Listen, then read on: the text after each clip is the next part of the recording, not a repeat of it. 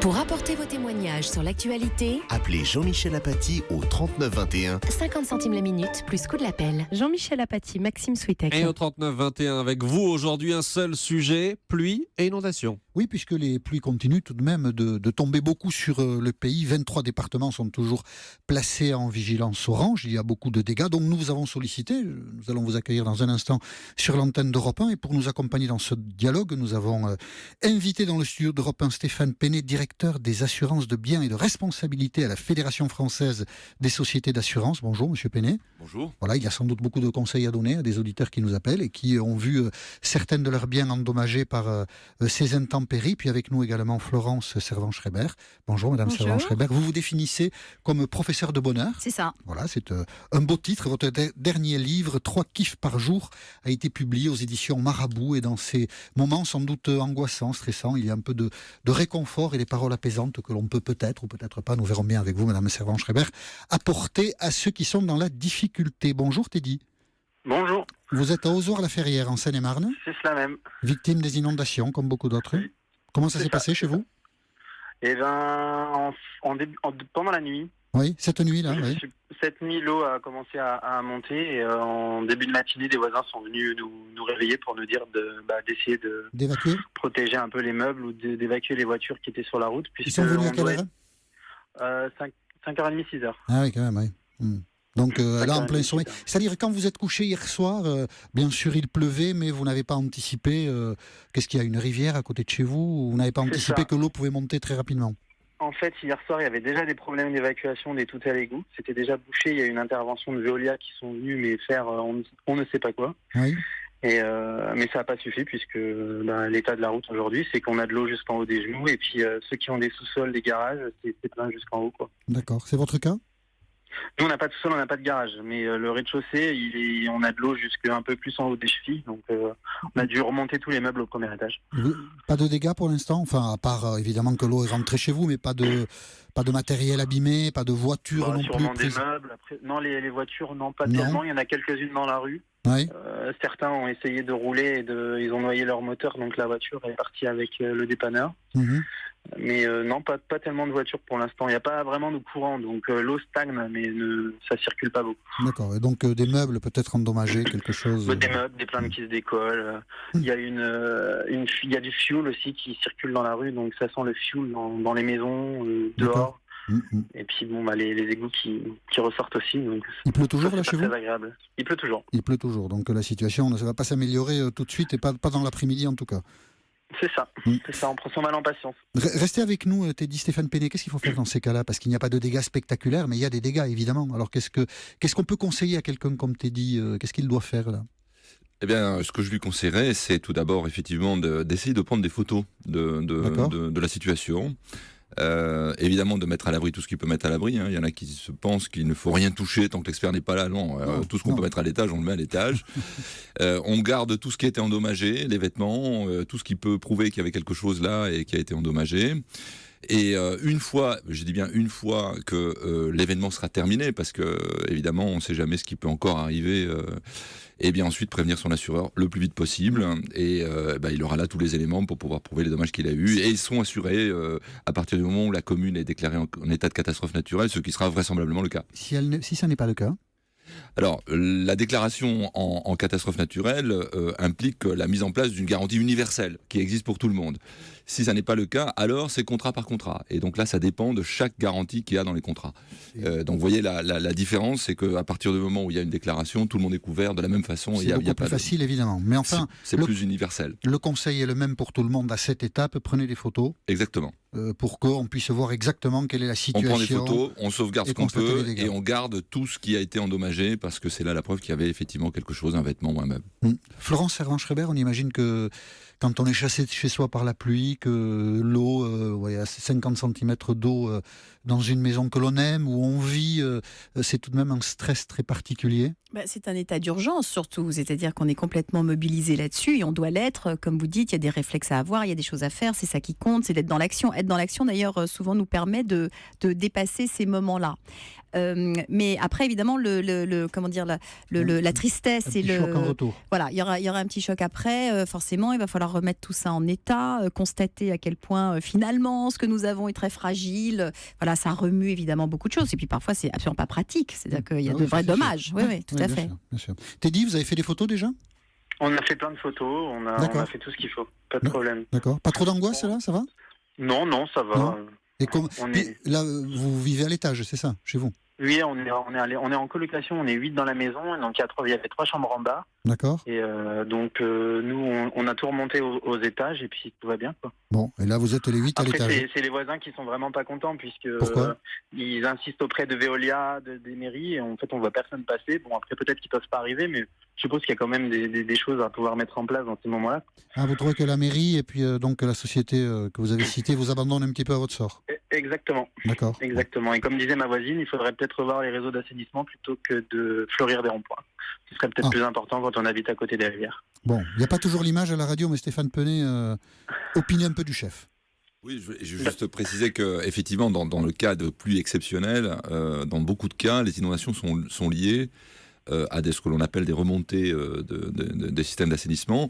En clair, les systèmes d'assainissement, c'est des tuyaux qui ont un certain diamètre prévu pour un certain volume, et à partir du moment où ce volume dépasse, ça remonte. Donc, et ça, c'est typiquement ce qui peut se passer, c'est-à-dire ça n'a rien à voir avec de l'écoulement ou avec une rivière qui déborde, c'est vraiment le système d'assainissement qui n'est pas adapté, et dans ces cas-là, effectivement, il faut tout le refaire. Voilà, et donc peut-être que plutôt que fleurir les ronds-points, on pourrait se soucier de faire en sorte que le réseau d'assainissement soit plus adapté, mais ça se voit pas un réseau d'assainissement, alors que le rond-point, ça se voit. Mais enfin, ce sont des débats politiques que vous aurez dans la municipalité le moment venu. Merci Teddy pour votre témoignage sur l'antenne d'Europe 1. Et je vous souhaite, si je peux le dire, une bonne journée, ou en tout cas pas mal de courage On va essayer, pas de problème. Pour affronter la situation qui est la vôtre. Bonjour Paul. Bonjour. Alors vous êtes originaire de Béziers, mais là vous êtes à Orléans, c'est ça ? Ouais, je suis routier de profession. Routier, oui, d'accord. On peut pas être parfait, mais bon. C'est bien, c'est bien. Oui, toujours sympa, évidemment. Et alors je suis un peu, on va dire en colère. Ouais. Parce qu'une fois de plus, en France, on est à la rue. Ouais. J'entendais dire le monsieur par rapport au rond-point. Ouais. Avec ça, je dis ce serait pas grave. Mais les fossés ne sont pas curés. Moi, je traverse la France en long, en large et en travers. Les fossés curés, on les compte sur le bout des doigts. Les réseaux d'assainissement qui soient pas bouchés, c'est sur le bout des doigts. Moi, je comprends pas pourquoi en France, dès qu'il y a un peu d'eau qui tombe ou un peu de neige, on est bloqué. Excusez-moi, mais il y a un gros problème, quoi. Il y a un gros problème. Oui, ça c'est un propos général, ça je sais pas, je connais pas.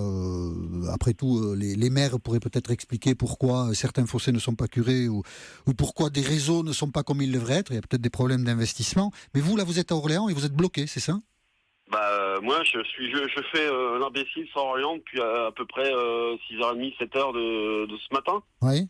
Alors au départ, c'est parce qu'il y a un camion qui s'est couché au-dessus de Saran, après la sortie 14, quand on monte direction Paris. Oui. Et ensuite, ça a été dû à l'eau parce qu'il y a 80 cm d'eau sous le pont à hauteur de Saran. La rocade de Orléans qui passe par Ingré, Saint-Jean-la-Ruelle, tous ces bleds-là, elle est fermée parce qu'il y a 1 mètre à 1 mètre 50 d'eau sous les ponts. Oui, bien sûr. Donc, c'est bien qu'il y a un problème sur le circuit d'évacuation quand même. Et puis, le truc qui est encore plus épatant, c'est que la DDE, ou la DRI, ou je ne sais plus comment ça s'appelle maintenant, elle est inexistante. Vous ne voyez personne. On les a pas vus. D'accord. Non. On a eu que des flics, des gendarmes et des policiers.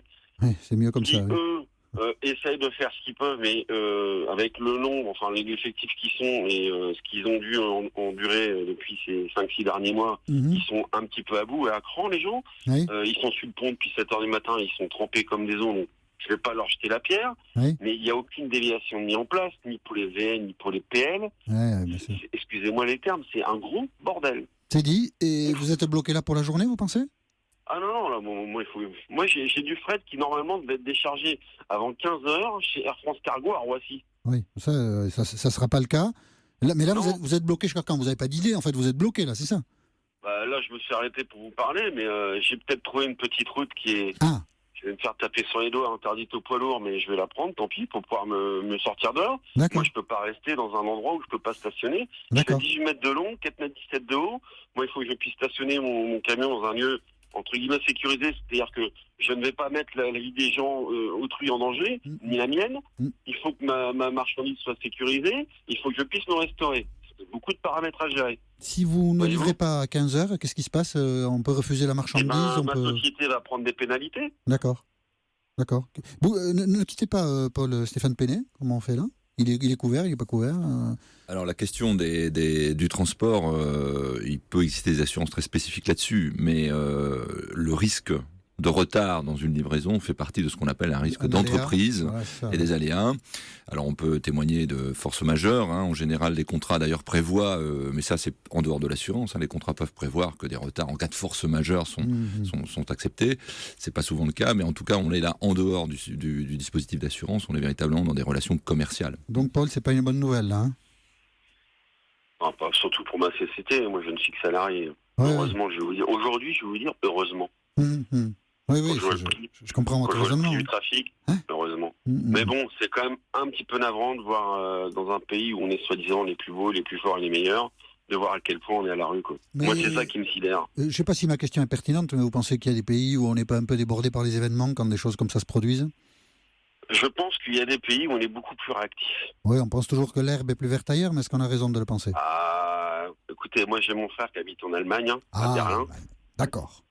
C'est toujours ordonné, c'est pas la panacée, c'est pas la panacée, mais quand il y a un problème de temps lié au temps, ils anticipent quand même vachement plus. D'accord. Bon, c'est vrai qu'à côté de ça, pour changer de sujet, mais mon frère, moi, il a été embauché chez un transporteur où il était payé 5,50 € de l'heure pendant 10 ans, quoi. Donc, 10 ans, un peu moins. Mais bon, tout n'est pas clair non plus, Bon, d'accord. Mais côté intempéries, ils anticipent quand même vachement plus. D'accord. Mais on dit qu'il y a du chômage. Et excusez-moi, là, il y a des choses à développer là-dessus. Il n'y a personne. Il y a un problème quelque part. Il n'y a personne. J'entends je vois ce que vous des dites. Lituaniens, je vois des Turcs, je vois des Russes qui tournent en rond. On les envoie d'un quartier à l'autre d'Orléans. Les mecs qui tournent en rond, c'est loin. C'est tout simplement pas normal. Et en plus, sur des routes qui sont en théorie pas autorisées pour nous, les véhicules lourds, ce qui veut dire que quelque part, on met en danger les gens. Oui, je comprends. Écoutez, Paul, je vous souhaite quand même de trouver le bon chemin et d'arriver le plus vite possible à Orly pour décharger votre marchandise. J'espère que tout se passera bien pour vous.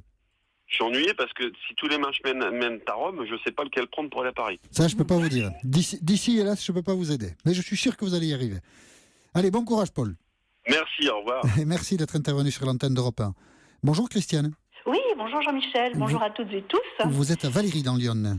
Oui, tout à fait. Alors, moi, je rejoins un petit peu ce que vient de vous dire la personne précédente, au niveau de l'état des fossés, parce que les communes, j'habite une petite commune de 1500 habitants dans un petit hameau où il y a quelques années, il n'y avait rien, puisque c'était des prés. Il y avait juste un lavoir. Et depuis, des maisons ont été construites, dont la mienne, et rien n'a été fait par la commune pour buser, pour faire des choses comme ça. Et aujourd'hui, on se retrouve avec des maisons inondées. Oui, et depuis plusieurs années, nous allons voir régulièrement la commune, le maire et les maires adjoints.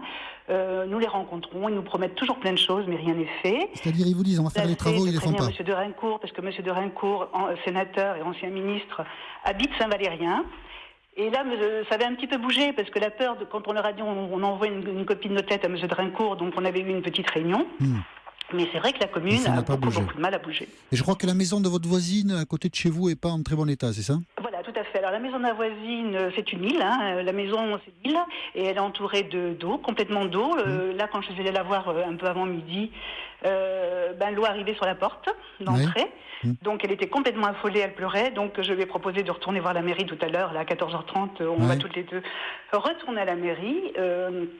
Et on espère à chaque fois que ce soit busé, que les fossés soient nettoyés. Parce que si vous voulez, notre problème, c'est que derrière nous, il y a des champs.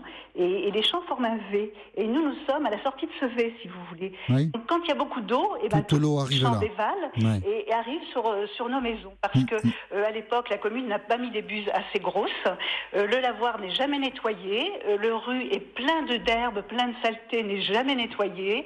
Le petit pont qui passe sur la petite route qui nous dessert, si vous voulez, eh bien, ce n'est jamais nettoyé. Et on a beau le dire, et au mois de février, nous avons déjà été inondés au mois de février. J'étais allée voir la commune, on nous a dit on vient nettoyer, ils sont toujours pas venus à ce jour.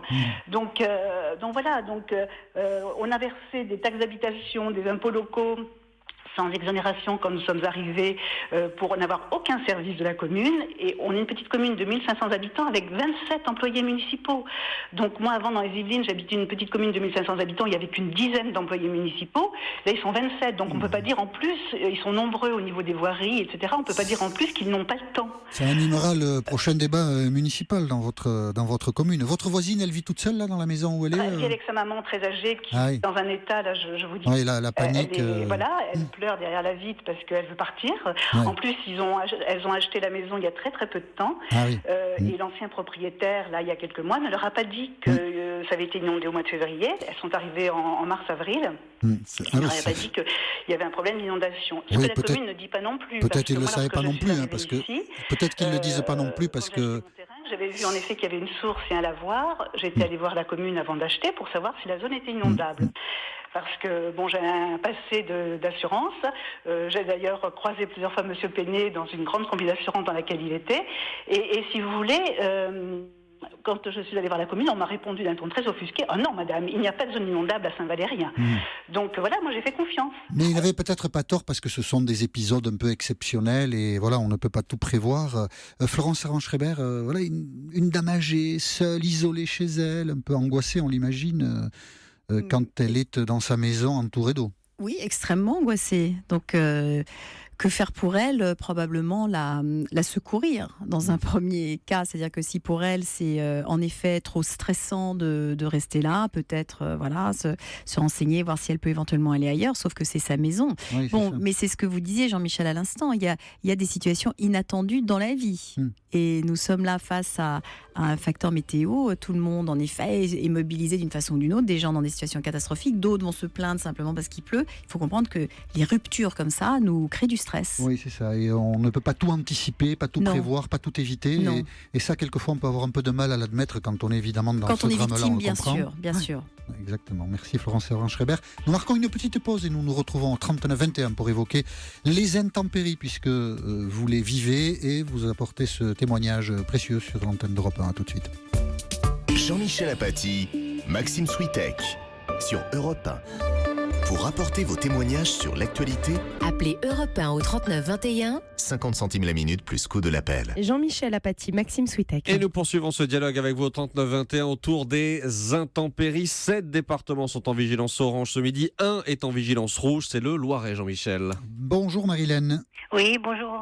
Vous êtes à Nevers dans la Nièvre. Oui, j'habite Nevers, mais je parle de ma famille à Decize, en plein milieu du département de la Nièvre, qui est coincé entre Lyon et le Loiret. Alors je peux vous dire qu'on n'a pas été oubliés et que certains endroits, il n'y a plus du tout d'herbe, c'est des lacs entiers. Mais surtout, je voulais parler du problème des éleveurs, parce que c'est une terre d'élevage du charolais et qu'il y a des éleveurs qui ont retrouvé hier matin des bovins foudroyés dans les champs, et plusieurs, des veaux, des vaches, et puis d'autres noyés dans des trous d'eau, dans des mares ou dans le cours de petites rivières dont le niveau avait monté pendant la nuit. Alors, il y a des conséquences économiques et il n'y a pas que ça. Parce que moi, j'ai vu des champs entiers de céréales. Les céréales sont complètement couchées, quoi, je veux dire. Le temps a été exécrable depuis le début du mois, mais là, c'est le bouquet, quoi. Des dégâts très importants, à la fois culture et de l'élevage, des animaux qui sont morts. Oui, très important, je sais pas, parce qu'à 80 km, je sais pas, mais moi j'ai de la famille qui est pas loin de Decize, et c'est vrai que, chez eux, il n'y a rien, parce que l'exploitation est un peu surélevée, mais il y a pas mal d'éleveurs qui ont sollicité des expertises parce qu'ils ont retrouvé pas des troupeaux, mais enfin pas mal d'animaux, soit foudroyés, comme je vous l'ai dit, soit noyés, quoi. Et puis il y a la Loire qui est pas loin, dont le niveau est quand même bien monté et qui continue à monter. Et puis on a aussi tous les barrages, mais enfin ça c'est autre chose.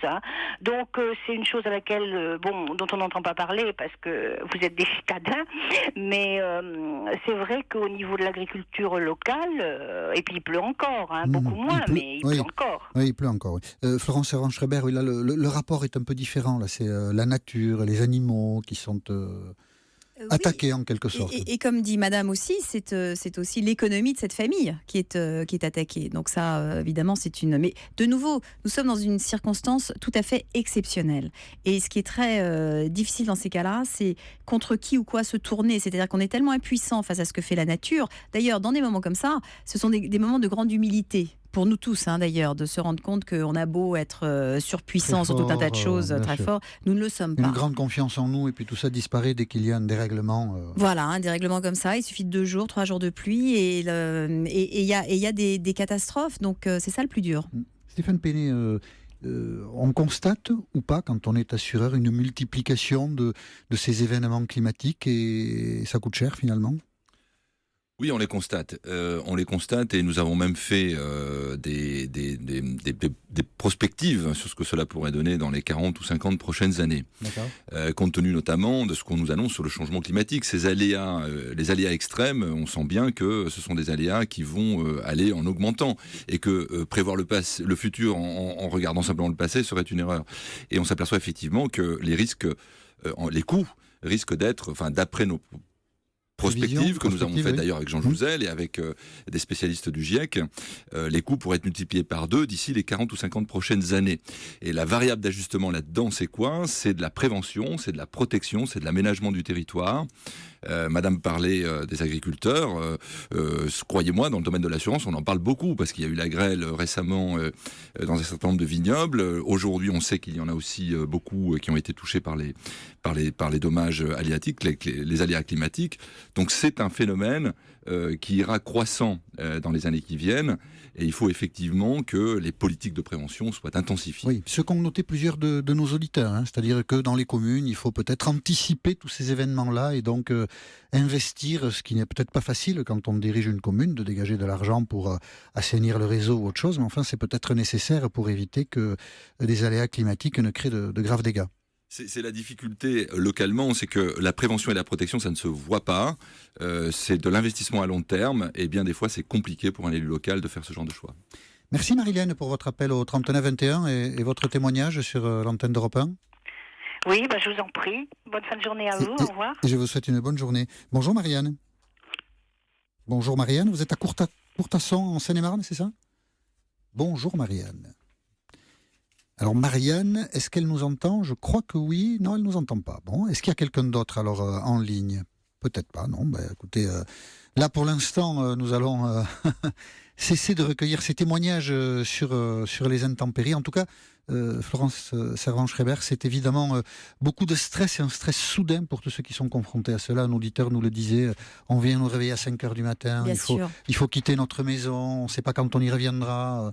Tout ça est évidemment très pénible à vivre. Mais pour peut-être parler de la météo sur un ton un tout petit peu plus léger, si je peux, parce qu'évidemment, ça, ce sont donc, comme je le disais, des situations extrêmes d'une très grande gravité.